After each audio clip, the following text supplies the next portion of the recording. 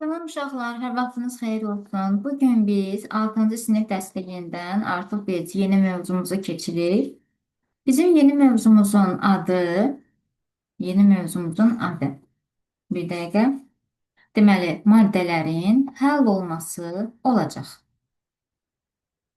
Maddələrin həll olması olacaq.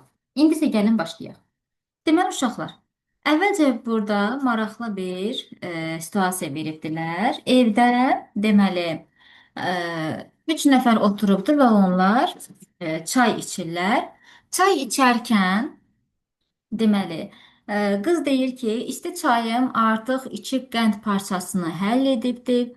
Uşaqların biri deyir ki, ə, bir dəqiqə, uşaqların biri deyir ki, qənd həll olduqdan sonra isti çayımın dadı şirin oldu. Daha sonra digər yoldaş isə deyir ki, mən öz soyuq çayımda hələ də qəndi görürəm. İndi gəlin bu dərs zamanı, bax bu situasiyanın verilməsinin məqsədi nədir? Biz burada nələri tapmalıyıq? Onun haqqında biz yavaş-yavaş belə deyək, dərsimizə keçid eləyək və bu haqda məlumatlar da əldə etmiş olacağıq. Deməli, biz bu dərsdə maddənin həll olmasında açar sözlər kimi həll olma, məhlul, doymuş məhlul və doymamış məhlul haqqında məlumat əldə edəcəyik. Bu situasiya ilə əlaqəli bir neçə suallar var. Deyir ki, qarışdırdıqdan sonra maddə öz xassəsini saxlayırmı? Birinci sual. İkinci sualda isə temperatur həll olmaya necə təsir etdi? Uşaqlar, maddələri qarışdırdıqdan sonra görək öz xassəsini saxlaya bilirmi? Deməli, bu maddələr nə idi? Məsəl üçün, şəkər idi da maddənin biri, düzdürmü? Şəkər adi halda şirin vəziyyətindədir. Elə biz bu şəkəri suyun içərisinə atsaq, suyun tərkibi yenə şirin olacaq. Deməli, bu şəkər öz fiziki xassəsini qoruyub saxladı. Yaxud da ki, biz şəkərli suyu qaynatsaq, burada suyun qaynama temperaturu var, düzdürmü? Su öz temperaturunda qaynayacaq. Deməli, qarışdırdıqdan sonra belə maddələr öz xassəsini bəli qoruyub saxlaya bilirdi. Daha sonra temperatur həll olmaya necə təsir edir? Baxın, buradan görsəndiyi kimi aşağı temperaturda şəkər suda hələ ki qalıbdı. Yəni burada əriməni hələ ki biz görə bilmirik. Amma oğlan və qızın stəkanlarında isə şəkər artıq həll olubdu. Deməli, temperatur yüksəkliyə qalxdıqca həll olmada artmış olacaq. Gəlin indi fəaliyyət 1-ə baxaq. Bunun suallarını dərs boyunca bu sualları biz sualların cavabını tapmış olacağıq. Bizə ləvazimat kimi nələr lazımdır? 2 dənə stəkan olmalıdır. Çay qaşığı da otaq temperaturunda olan su və qaynar su olmalıdır. 80 dərəcə olan qaynar su, plus da natrium nitrat duzu olmalıdır. İndi işin gedişində nə edibdilər bunlar? Deməli, stəkana 100 ml suyu tökübdülər. Amma otaq temperaturunda olan suyu tökübdülər və onun üzərinə kalium nitratı əlavə edibdilər. Bu duz, kalium nitrat dozu suyun içərisində həll olana qədər bunu qarışdırmağa davam edibdilər.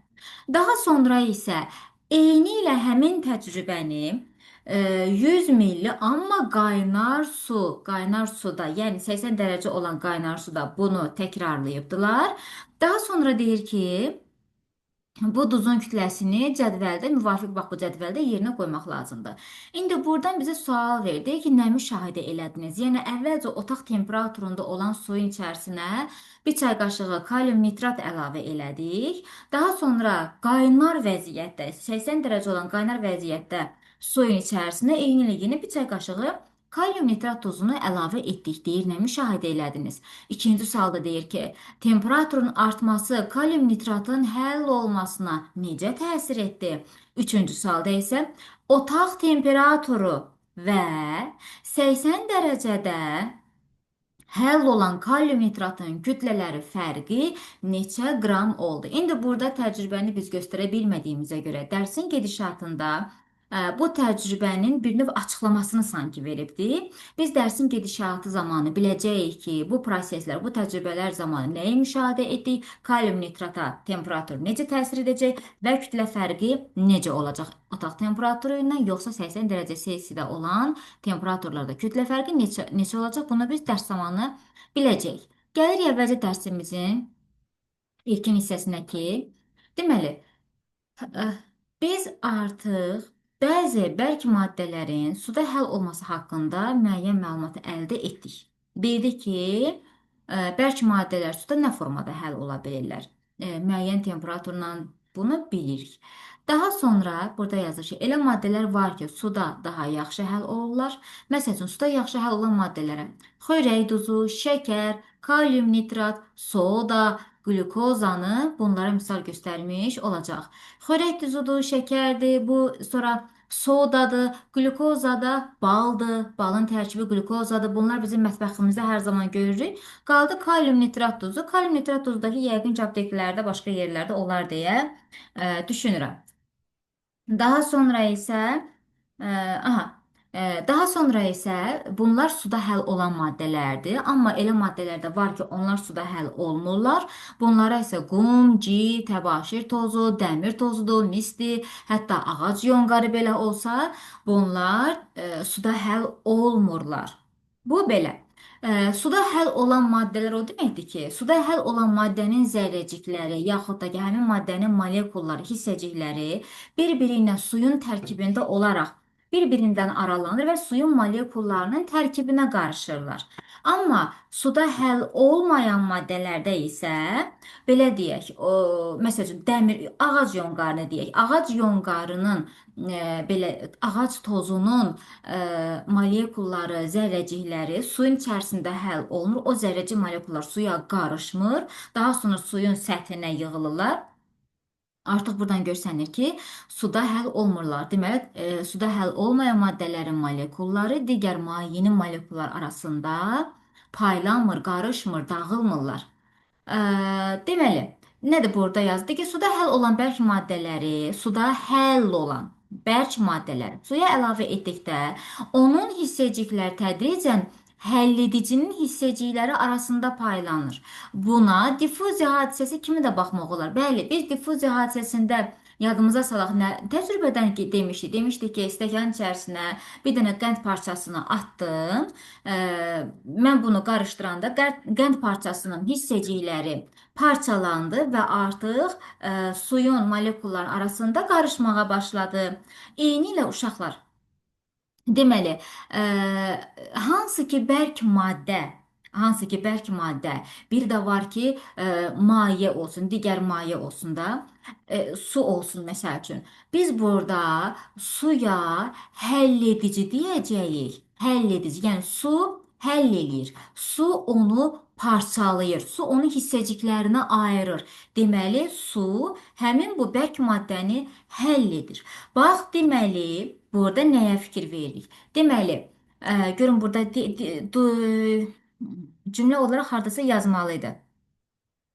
Yazmıyor, eybi yoxdur. Deməli, biz bu suya, mayeyə biz həll edici deyəcəyik. Suyun içərisində parçalanan, bölünən, dağılan, yayılan maddəyə isə həll olan maddə deyəcəyik. Yəni, həll olan maddə sodadır, ondan sonra xörək duzudur, şəkərdir, ondan sonra qlükozadır. Bunlar həll olan maddə olacaq, amma su isə həlledici olacaq. Çünki həlledici həll olanı parçalayıb həll edir.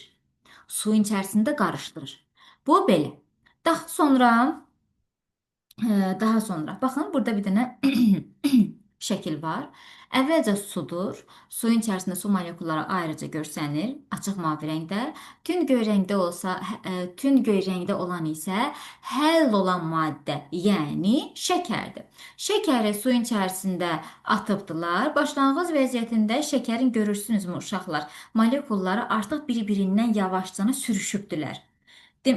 Deməli, bir müddətdən sonra bu şəkərin hissəcikləri görürsünüzmü? Su molekulunun içərisində artıq dağılmağa başladı. Bu burada isə ən axırıncı vəziyyətdə isə artıq şəkər molekulları, şəkər zərrəcikləri su zərrəciklərinin arasında tamamilə qəşəng qarışıb, yəni həll olubdur. Bunun nəticəsində də biz şirin suyu hiss edirik.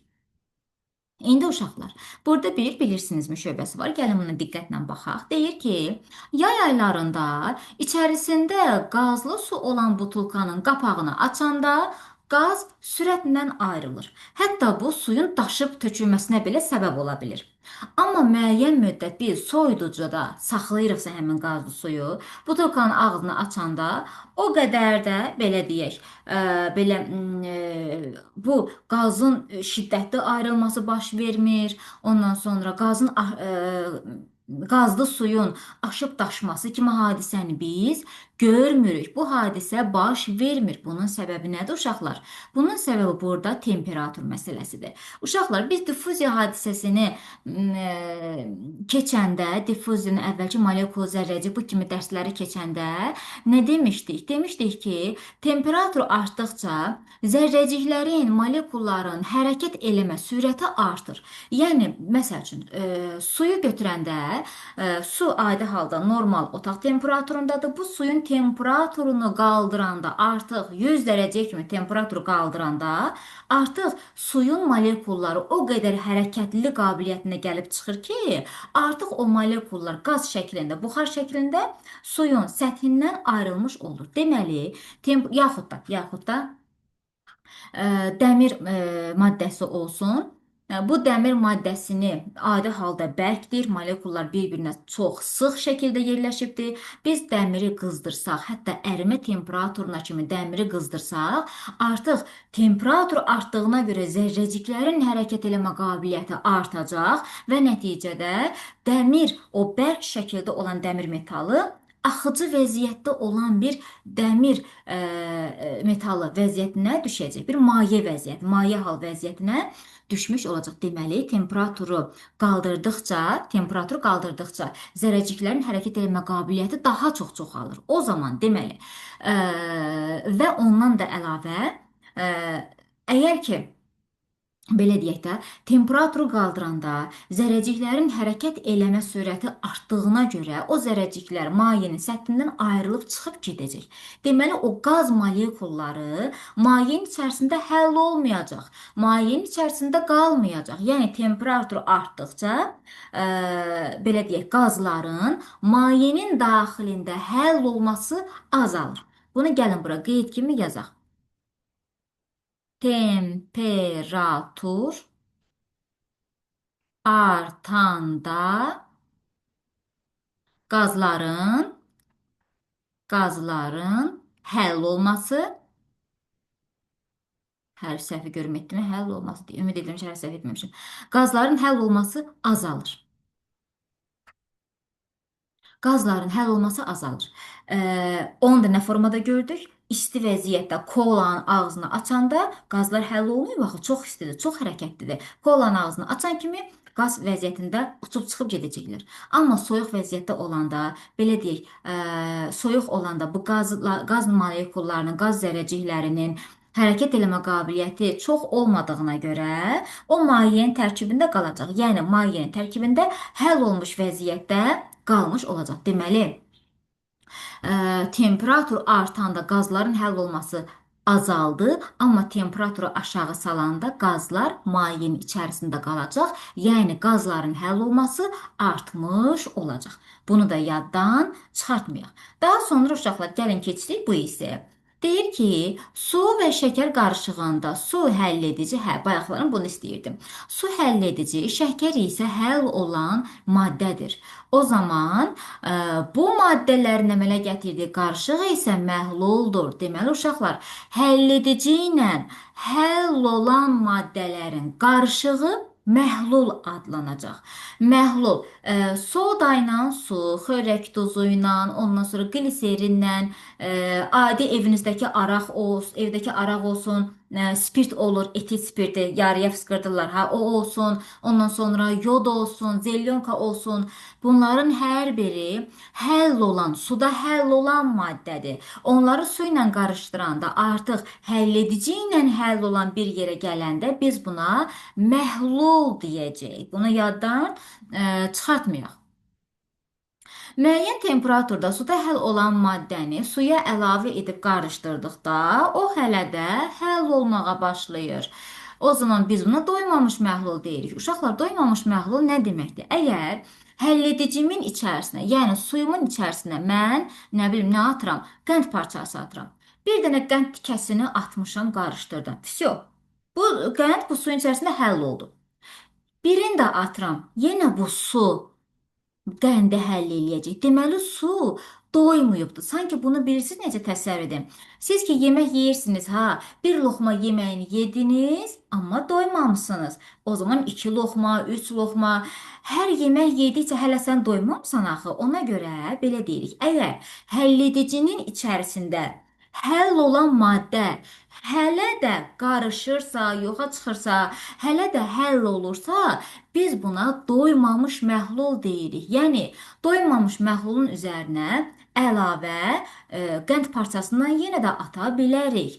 Deməli doymamış məhluldur. Amma elə bir səviyyəyə gəlib çatır ki, biz artıq bu əlavə edəcəyimiz maddəni atan kimi artıq o maddə o suyun içərisində həll olunur. Mən o qəndi nə formada atmışamsa, elə qənd də o formada qalır. Deməli artıq bu məhlul doyubdur. Dayı istəmir. Yəni bu məhlula əlavədən qənd parçasını atsan, bu qənd parçası orada həll olmayacaq. Çünki niyə?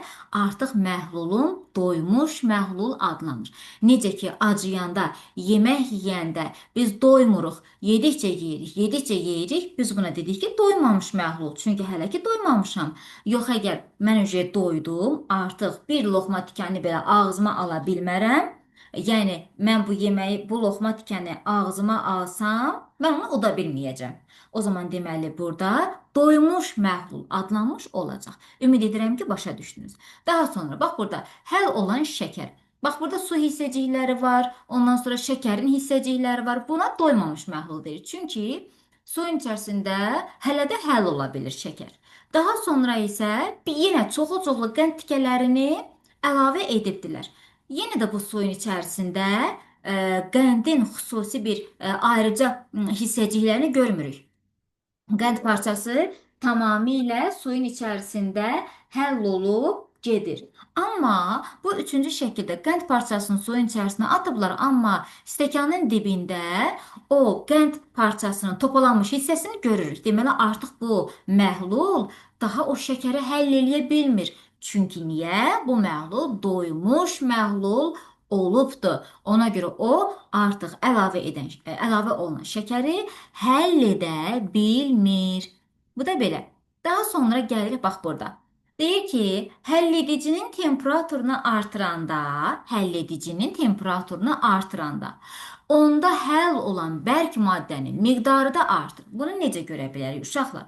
Adi halda, məsəl üçün, bir stəkan suyun içərisində, bunu valideynlərinizdən sorursanız daha qəşəng olar. Ananız sizə ən qəşəng formada izah edəcək.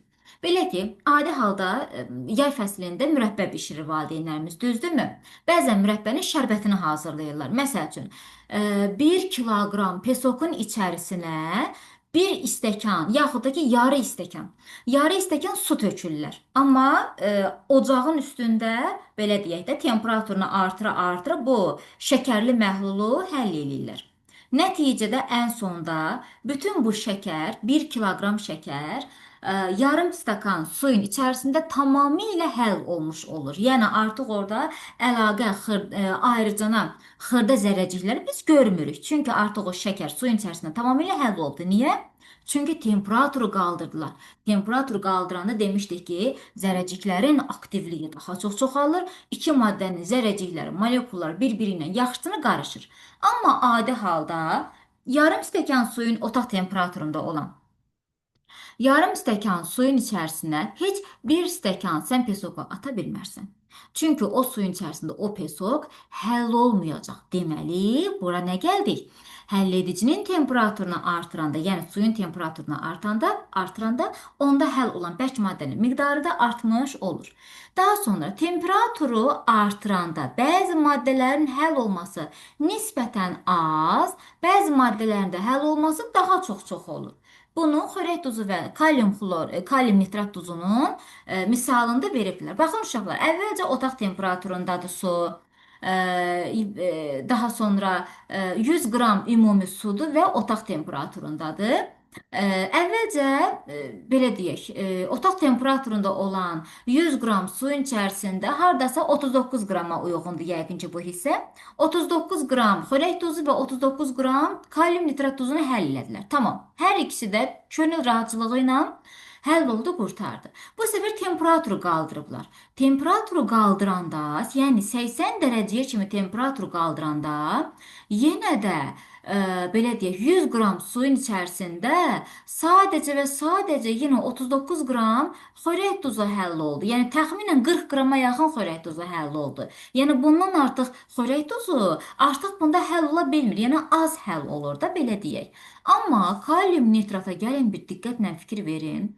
Temperaturu qaldıran kimi kalium nitrat düz 160 qram, düz 160 qram kalium nitrat dozu suyun içərisində həll olmağa başladı. Deməli, həqiqətən də temperaturu artıranda bəzi maddələr nisbətən az həll olur, amma bəzi maddələr isə temperaturu qaldıranda çox yaxşı həll olmuş olur. Deməli, adi şəraitdə kalium nitrat, otaq temperaturunda kalium nitrat 40 qram, məsəl üçün deyək də ortalama, otaq temperaturunda 100 qram suyun içərisində 40 qram kalium nitrat həll olurdusa, mən bunu 80 dərəcə kimi qaldıranda artıq 160 qram kalium nitrat duzu 100 qram suyun içərisində həll olmuş oldu. Bu diaqramı dedikdən sonra fəaliyyət 1 hissəsinə keçid eləyirəm. Burada nə var? Fəaliyyət 1. Çünki burada artıq bəzi suallarımızın cavabını dedik. Deməli, nə müşahidə elədik? Deməli, uşaqlar, otaq temperaturunda hansılar idi görün burada? Aha, kalium nitrat. Otaq temperaturunda kalium nitrat sadəcə 40 qram həll olduğu halda 80 dərəcə Selsidə 160 qram kalium nitrat duzu həll olmuş oldu. Deməli, temperaturun artması kalium nitrat duzunun da həll olmasına qəşəng təsir edəcək, müsbət təsir edəcək. Otaq temperaturu və 80 dərəcədə olan kalium nitratın kütlələri fərqi neçə qram oldu? Tamam. 180 dərəcədə olanda 160 qram kalium nitrat həll olurdusa, otaq temperaturunda 40 qram həll olurdu. Bunların da fərqi 120 qram olmuş olacaq. Ümid edirəm ki, başa düşdünüz. Daha sonra isə keçirəm dərsimizin davamına. Deməli deyir ki, diaqramda göründüyü kimi xörək duzunun suda həll olmasına temperatur az, amma kalium nitrat duzunun suda həll olmasına isə daha çox təsir etmiş oldu. Temperaturu artırdıqda bərk maddələr suda daha sürətlə həll olur. Ona görə ki, temperatur artanda zərrəciklərin hərəkət sürəti daha çox çoxaldı və nəticədə iki dənə maddənin zərrəcikləri bir-birindən daha tez qarışdı. Bu da belə. İki dənə ölçü qabına müxtəlif temperaturu olan eyni həcmli suyu əlavə ediblər. Tamam. Hər ikisinə eyni həcmli 100 milli olan su əlavə edibdilər. Biri soyuqdur, biri isə qaynardı. Daha sonra hər bir ölçü qabına eyni miqdarda duz əlavə edibdilər. Eyni miqdarda duz əlavə edibdilər. Deməli, uşaqlar, buradan nə qazandıq? Bildik ki, soyuq suyun içərisində məsəl üçün duz daha gec həll olacaq, amma qaynar suyun içərisində duz daha tez həll olmuş olacaq. Deməli, ikinci qabdakı duz birinci qabdakı duza nisbətən daha sürətlə həll olur. Çünki iki qabda suyun temperaturu, ikinci qabda suyun temperaturu daha yüksəkdir. Tətbiq edin bölməsinə gəlin baxaq. Deyir ki, birinci, bərk maddələrin suda həll olmasına suyun qarışdırılması necə təsirdə? Fikrinizi əsaslandırın. Deməli, uşaqlar, biz suyu nə qədər sürətlə qarışdırırıqsa, nəticədə zərrəcikləri bir o qədər bir-birindən daha rahat aralaya bilərik. Zərrəcikləri bir-birinə daha çox qarışdıra bilərik. Düzdürmü? Ona görə sürətlə nə qədər ki fırlasaq, maddələrin bu bərk maddələrin suda həll olması bir o qədər rahat, tez şəkildə ola biləcək. İkinci, Azər otaq temperaturunda olan yarım stəkan suya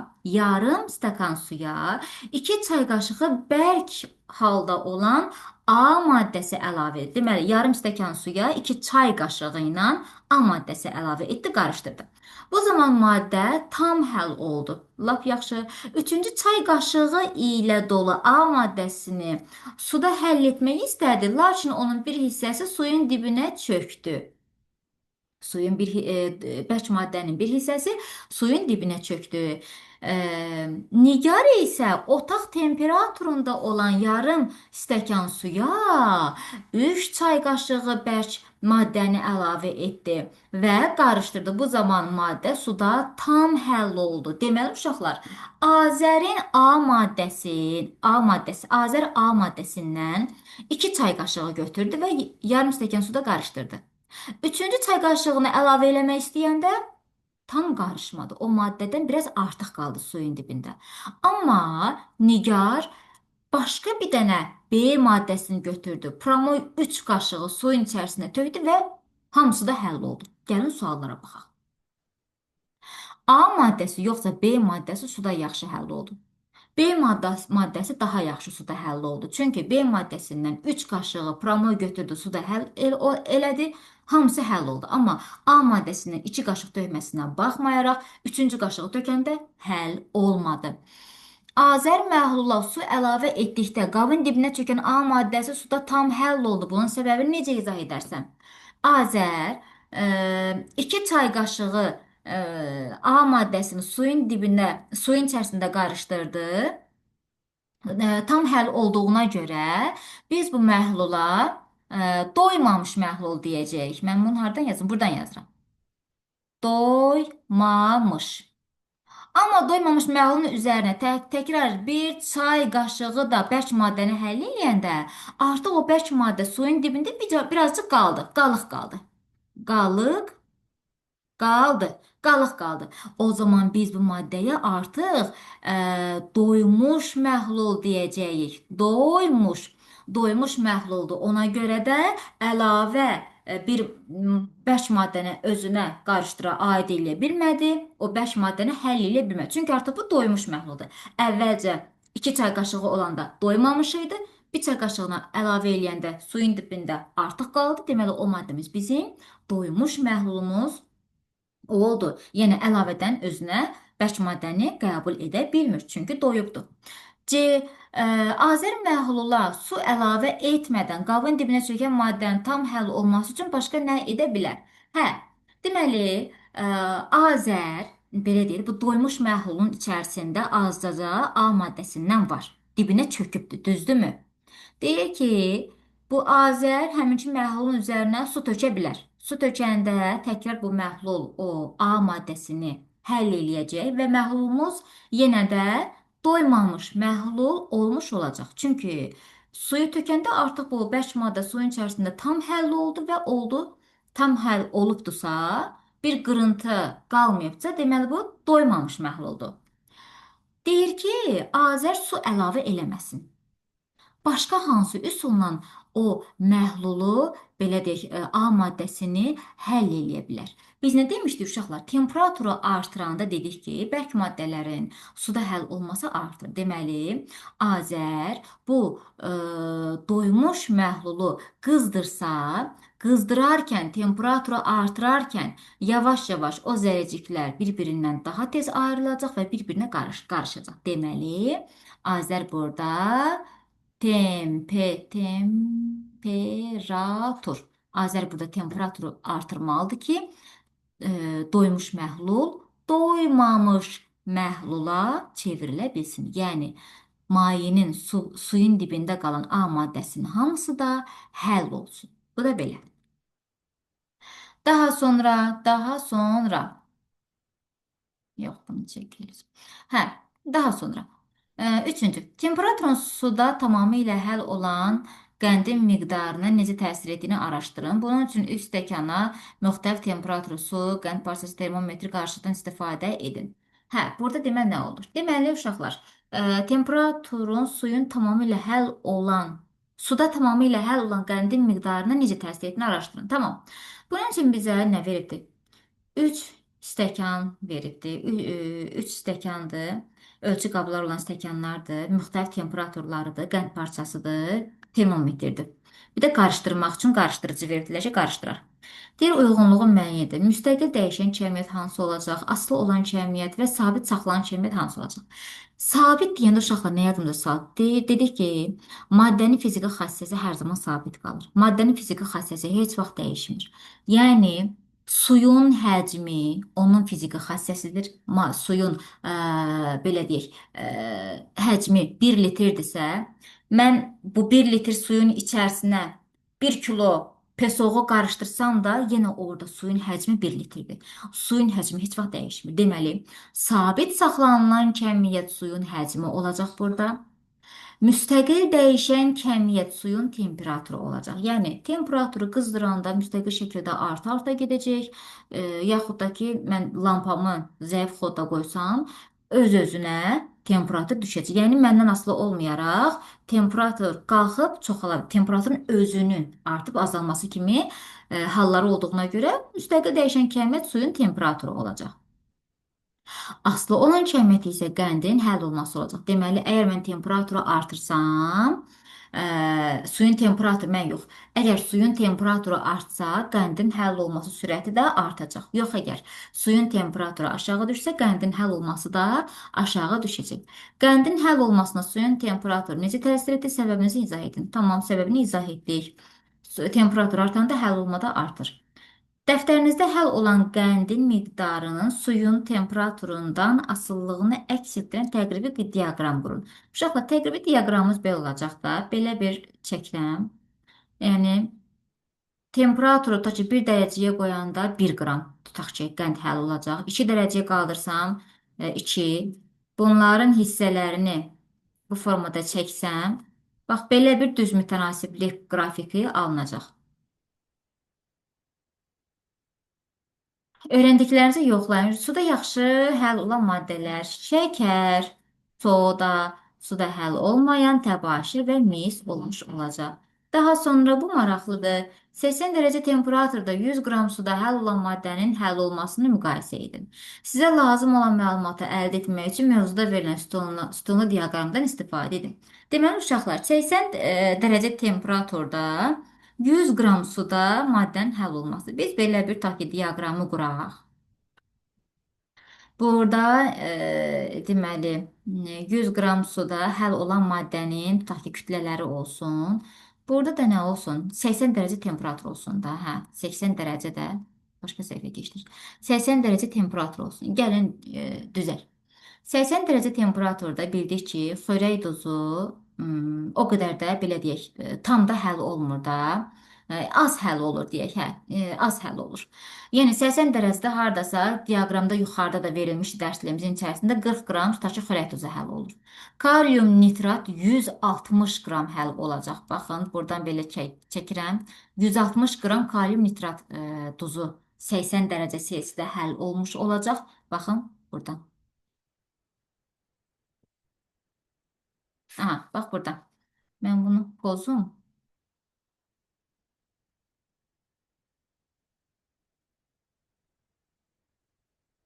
Deməli, bax, buradan görsəndiyi kimi xörək duzu 40 qramdır. Deməli, 80 dərəcə Selsidə xörək duzu 40 qram oldu. Amma kalium nitrat duzu 160 qram, 80 dərəcədə 160 qrama kimi həll ola bilir. Amma qumda isə uşaqlar, qumda həll olma olmayacaq. Bax, qum burada olacaq. Düz bu diaqramın üstündə, sıfırda. Burada olacaq. Deməli, kalium nitrat, yox, xörək duzu, hə, xörək duzu 40 qram, Kalium nitrat duzu 160 qram, amma qum isə ümumiyyətcə həll olmayacaq. Bax, burada diaqramın üstündə qalmış olacaq. Görək, başqa şeylər qaldı mı? Yox, başqa şey qalmadı. Uşaqlar, dərsimiz bu qədər. Hər birinizə zehin açıqlığı diləyirəm. Dərsi diqqətlə qulaq asın. İş dəftərini mütləq işləyin. Yadınızdan çıxmasın. İş dəftərləri hazır olmalıdır. Sağ olun, görüşək.